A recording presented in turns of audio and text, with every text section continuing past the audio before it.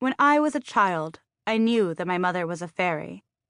Not the kind of fairy with gauzy wings and a magic wand, but one with a thrift store fur coat and ink-stained fingers. There was nothing she couldn't do. On weekends, she put on safety goggles, grabbed a jigsaw, and remade the cabinets in her bedroom.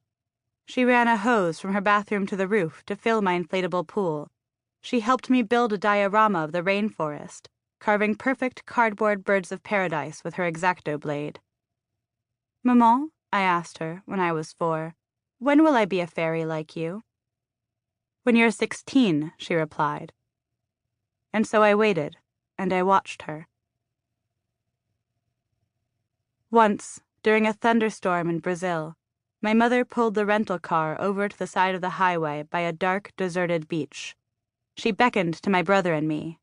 We uncurled from the back seat and leapt out into the electric rain.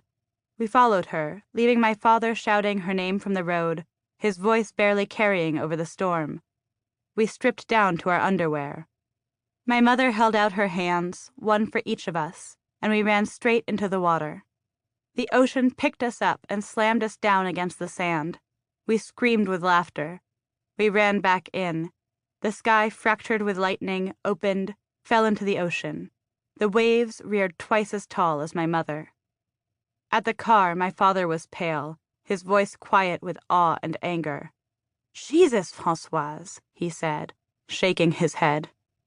We were late now, as usual, and my mother drove the car fast down the highway toward the pitch-black sky. Though we had been in 2 accidents, I did not know my mother was a reckless driver until I was in my 20s, when friends told me so. The things my mother did not see about herself, I did not see either. We fell asleep in the back seat, my brother and I, mouths open, gritty with salt and sand, our hair drying in wild curls.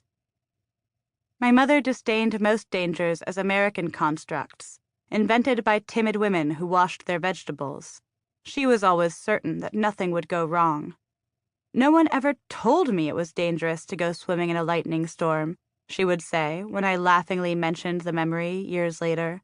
Her voice pitched defensively. She did not like to be teased. There were other vacations, too. The vacation when my mother, sick of the other moms who complained about the lack of apple juice at the breakfast buffet, absconded from the resort and let me drive the rented stick-shift Jeep along the dirt roads, even though my feet barely reached the pedals. The vacation when my mother booked no hotels in advance, just took off driving down the coast of Costa Rica, buying us all the strange fruits that they sold by the roadside. My father rarely came with us. Once, in a forest, my mother scooped the earth into her hand and put some in her mouth and ours while she explained about building immunities. We were often sick as children, and then rarely. We knew, my brother and I, that it was only fear that led to danger. My mother cast around us her conviction that we would always be safe, and it held us like a force field.